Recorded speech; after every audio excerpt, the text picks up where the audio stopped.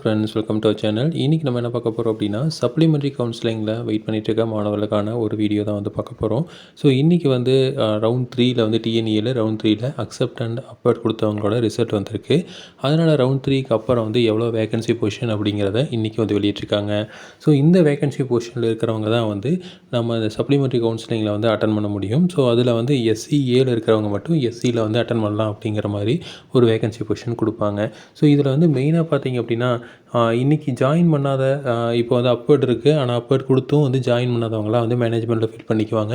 So இதில் வந்து இப்போ வேகன்சி என்ன பொசிஷன் இருக்கோ இவங்க தான் வந்து நம்ம சப்ளிமெண்ட்ரி எடுக்க முடியும். ஸோ இதுபடி பார்த்திங்க அப்படின்னா வேகன்சி பொசிஷன் எங்கேயுமே இல்லை. ஸோ ஓரளவுக்கு நல்ல காலேஜ் எந்த காலேஜ்லேயுமே வந்து சீட் இல்லை. அதாவது டயர் 1 காலேஜ், டயர் 2, டயர் 3 இந்த டயர் 3 காலேஜில் மெஜாரிட்டி காலேஜில் சீட் வந்து இல்லை. அப்படியே இருந்தாலும் வந்து ஒரு சீட்லேருந்து 2 சீட் அந்த மாதிரி தான் இருக்குது.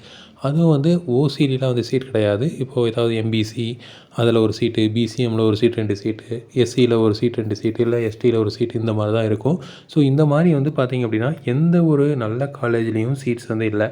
ஸோ அதனால் வந்து நீங்கள் கண்டிப்பாக வந்து என்ன பண்ணணும் அப்படின்னா, மேனேஜ்மெண்ட்டில் சீட் கிடைக்குமா அப்படிங்கிறத பாருங்கள். ஸோ அதுதான் வந்து இப்போ இருக்க பெஸ்ட் ஆப்ஷன். ஏன்னா வந்து வேறு இந்த சின்ன சின்ன காலேஜில் போய் ஜாயின் பண்ணிவிட்டு எந்தளவுக்கு வந்து அது ரிலையபிளாக இருக்கும் அப்படிங்கிறது நமக்கு தெரியாமல் இருக்கும். ஏன்னா வந்து ஒரு சில காலேஜில் இன்னுமே சீட் இருக்குது, இன்னும் ஓசியில் கூட சீட் இருக்குது. அந்த காலேஜில் போய் நீங்கள் ஜாயின் பண்ணிட்டீங்க அப்படின்னா ரொம்ப சிரமமாக போயிடும். ஸோ ஒரு சில காலேஜஸில் வந்து ஒரு டிஃப்ரெண்ட் கோர்சஸில் வந்து சீட்ஸ் இருந்திருக்கு.